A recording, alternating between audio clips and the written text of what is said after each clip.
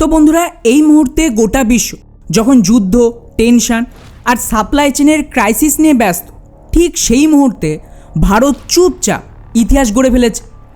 আর এমন একটা রেকর্ড করেছে যা কিন্তু স্বাধীনতার পর আজ পর্যন্ত ভারত কখনোই করতে পারেনি। আর এটা শুনেই পশ্চিমা মিডিয়া থেকে শুরু করে চীনের মাথায় হাত পড়ে গেছে। কিন্তু প্রশ্ন হলো, কি সেই রেকর্ড? গতকাল সকালে আমাদের কমার্স মিনিস্ট্রির তরফ থেকে মে মাসের এক্সপোর্টের ডেটা রিলিজ করা হয়েছে।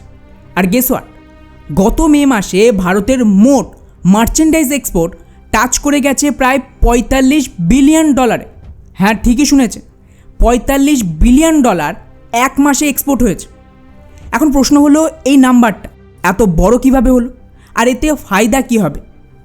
প্রথমত, ভারতের ইতিহাস এর আগে কোনো দিন এক মাসে শুধু পণ্যের এক্সপোর্ট $45 বিলিয়ন ছোঁয়নি। এটা কিন্তু অল টাইম হাই, মানে পুরনো সমস্ত রেকর্ডকে এটা ভেঙে চুরমার করে দিয়েছে। দ্বিতীয়ত, গত বছরের মে মাসের সাথে তুলনা করলে এটা প্রায় 18% গ্রোথ। ভাবতে পারছেন, যখন গোটা দুনিয়ায় শিপিং কস্ট বাড়ছে, যুদ্ধ চলছে, তেলের দাম নিয়ে টেনশন, তখন ভারতের এক্সপোর্ট কমার বদলে 18% বেড়ে গেছে।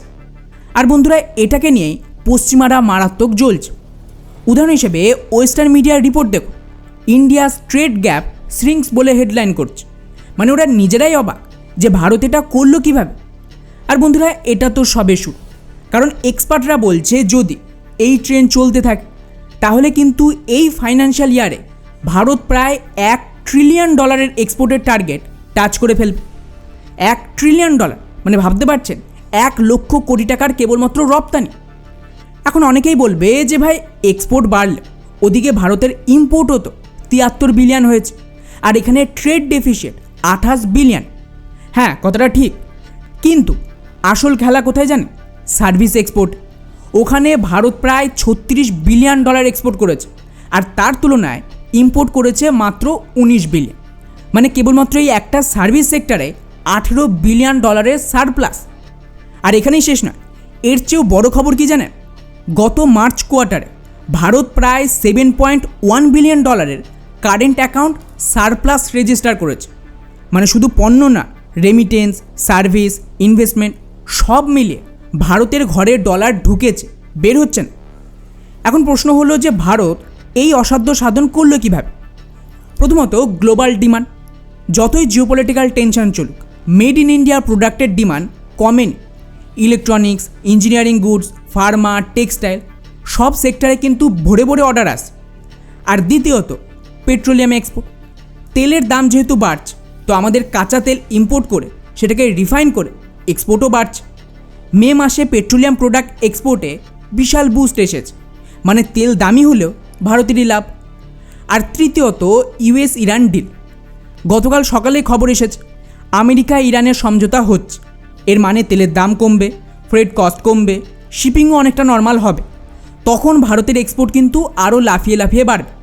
ওয়েস্ট এশিয়ায় যেখানে এতদিন এক্সপোর্ট বন্ধ ছিল, সেখানে আবারও মাল ঢুকবে। ফলে বন্ধুরা, সব মিলে নম্বরগুলো জাস্ট দেখুন। এপ্রিল আর মে মাসে টোটাল এক্সপোর্ট $162.69 বিলিয়ন পৌঁছেছে, যেটা গত বছরের তুলনায় ডবল ডিজিটের গ্রোথ। এখন 2 মাসে যদি $162 বিলিয়ন এক্সপোর্ট হয়, তাহলে 12 মাসে হিসাব করুন, এটা তো প্রায় 970 থেকে 980 বিলিয়ন এমনিতেই পৌঁছে যায়। আর এটা তো খারাপ সময়ের হিসাব। যখন গ্লোবাল সিচুয়েশান ভালো হবে, যুদ্ধ থামবে, তখন তো $1 ট্রিলিয়ন এক্সপোর্ট কনফার্ম।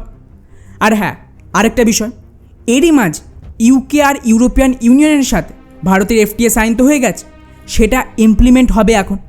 ইউএসের সাথেও ডিল পাইপলাইনে আছে। ফলে যখন এই সমস্ত FTA চালু হবে, তখন ভারতের এক্সপোর্ট কোথায় যাবে ভাবুন তো। টু বি অনেস্ট, রেমিটেন্সও রেকর্ড ভাঙছে। এই কোয়ার্টারে তো বলা হচ্ছে $43 বিলিয়ন রেমিটেন্স এসেছে। গত বছর এটা ছিল $34 বিলিয়ন। মানে প্রবাসী ভারতীয়রাও রেকর্ড টাকা পাঠাচ্ছে দেশ। ফলে ওভারঅল পিকচার একটাই, ভারতের এক্সটার্নাল ইকোনমি এখন ট্যাঙ্কের মতন স্ট্রং। ট্রেড ডেফিসিট থাকলেও কারেন্ট অ্যাকাউন্ট সারপ্লাস আসছে, মানে আমরা গোটা বিশ্বকে মাল বেচে ভালো ডলার কামাচ্ছি। আর এটাই কিন্তু চায়না, আমেরিকা সহ বাকি দেশগুলোর রাতের ঘুম কেড়ে নিয়েছে। কারণ ওরা ভেবেছিল যুদ্ধ, টেনশনের মধ্যে ভারতের এই যে এক্সপোর্ট, সেটা তো পড়ে যাবে। এতে ওরা ভারতের সাথে নিজেদের টার্মে নেগোসিয়েশন করতে পারে, কিন্তু উল্টে আমরা ইতিহাসের সবচেয়ে বড় ধামাকা করে দিয়েছি এই সমস্ত এক্সপোর্ট করে। ফলে বন্ধুরা, আপনাদের কি মনে হয় এই বছরেই কি ভারত $1 ট্রিলিয়ন এক্সপোর্টের ক্লাবে ঢুকতে পারবে? কমেন্টে অবশ্যই আপনাদের মতামত জানাবেন।